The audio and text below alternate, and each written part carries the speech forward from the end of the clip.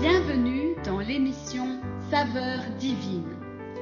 Cette bonne nouvelle du royaume sera prêchée dans le monde entier pour servir de témoignage à toutes les nations. Alors viendra la fin. Ce pain céleste vous est présenté par Immaculée Niraneza.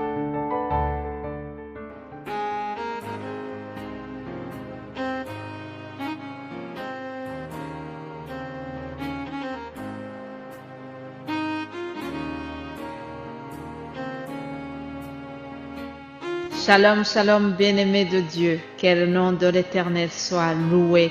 Je remercie le Seigneur qui nous donne encore le souffle de vie aujourd'hui et surtout je le remercie pour sa parole. Alors, nous allons continuer nos méditations aujourd'hui.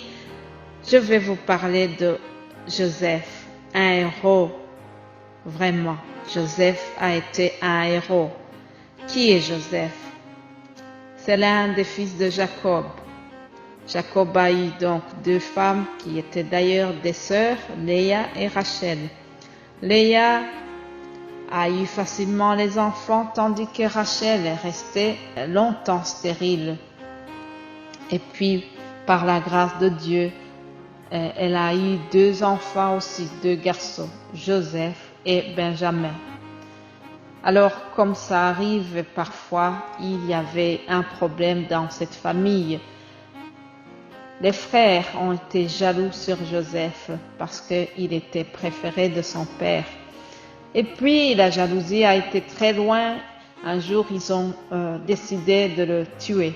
Mais je dois souligner qu'il y a un des frères qui s'appelle Ruben qui n'avait pas vraiment participé dans ce complot. Il voulait que les frères ne tuent pas Joseph. Il a dit, ne commettez pas de crime envers notre frère.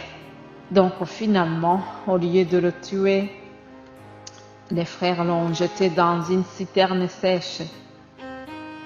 Je ne sais pas combien de temps il est resté dans cette citerne, mais je sais une chose, c'est que dans la citerne, l'œil de Dieu était sur Joseph. Dans la citerne-là, le Saint-Esprit de Dieu a agi et il a fait patienter Joseph. Dans la citerne, Joseph a gardé la confiance et il n'a pas perdu l'espérance. Alléluia. Au fond de sa citerne, Joseph s'est dit lui-même, mon cœur recommande ton sort à l'Éternel, mais en lui ta confiance et il agira. Oui, bien-aimé de Dieu, l'Éternel a agi dans l'histoire de Joseph. Finalement, Joseph a été retiré de cette citerne par les Madianites et puis Joseph a été vendu en Égypte où il s'est retrouvé chez un homme très haut placé, Potiphar. Alors, il a été domestique là-bas. Et chez Potiphar, Joseph n'a pas eu de répit parce que malheureusement, la femme de Potiphar lui a fait vraiment des avances. Il a subi même du harcèlement, on va dire. Il a subi du harcèlement de la part de cette dame. Mais Joseph est resté patient. Joseph a continué d'espérer. Joseph ne s'est pas laissé faire. Dans la suite, la femme s'est vengée. Elle a fait mettre Joseph en prison.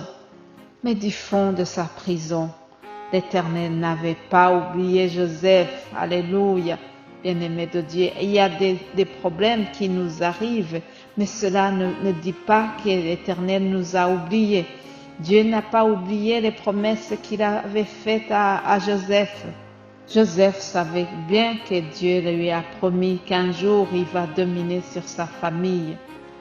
Donc, pour finir, Joseph a été retiré de cette prison parce qu'il venait d'interpréter les rêves. Et cela lui a donné une belle place. Celui qui était domestique s'est retrouvé un jour, premier ministre du pays. Alléluia. Parce que, chers amis, Dieu veille sur sa parole, Dieu veille sur sa promesse.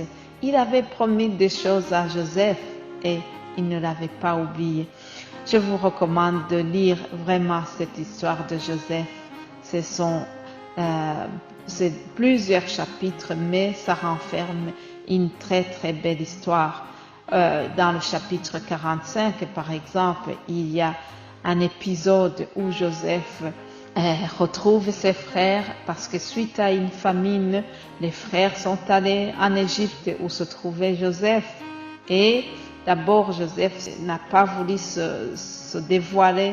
Il les a reconnus, mais eux n'ont pas reconnu Joseph. Alors, dans ce chapitre 45, nous voyons Joseph qui se fait reconnaître à ses frères et à qui il raconte maintenant la vérité. Et puis, lisons le verset 5 du chapitre 45. Il leur dit, « Maintenant, ne vous affligez pas et ne soyez pas fâchés de m'avoir vendu pour être conduit ici, car c'est pour vous sauver la vie que Dieu m'a envoyé devant vous. » Alléluia. Ah, j'aime beaucoup cette phrase. C'est pour vous sauver la vie que Dieu m'a envoyé devant vous. Alléluia. Chers amis, je ne sais pas dans quelle citerne certains de vous se trouvent.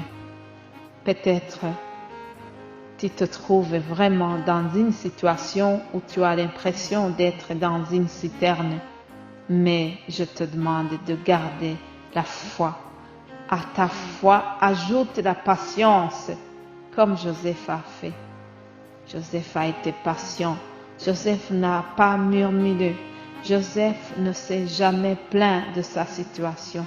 Il a gardé confiance, il a gardé la foi, il a gardé la patience. Alléluia. Alors, je voudrais terminer par une courte prière pour vous tous qui traversez des difficultés pour le moment. Prions.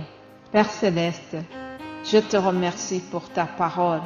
Je te remercie pour cette histoire de Joseph qui nous réconforte et qui nous apprend vraiment à pardonner, qui nous apprend à garder la patience dans l'affliction. Alléluia. Père, je t'apporte tes enfants qui traversent des épreuves aujourd'hui, ceux qui se sentent jetés dans une citerne de chagrin, de douleur, de souffrance. S'il te plaît, Seigneur, envoie-leur ta délivrance comme tu l'as fait pour Joseph. Augmente leur patience en attendant qu'ils aient ta délivrance. C'est au nom de Jésus-Christ que j'ai prié. Amen.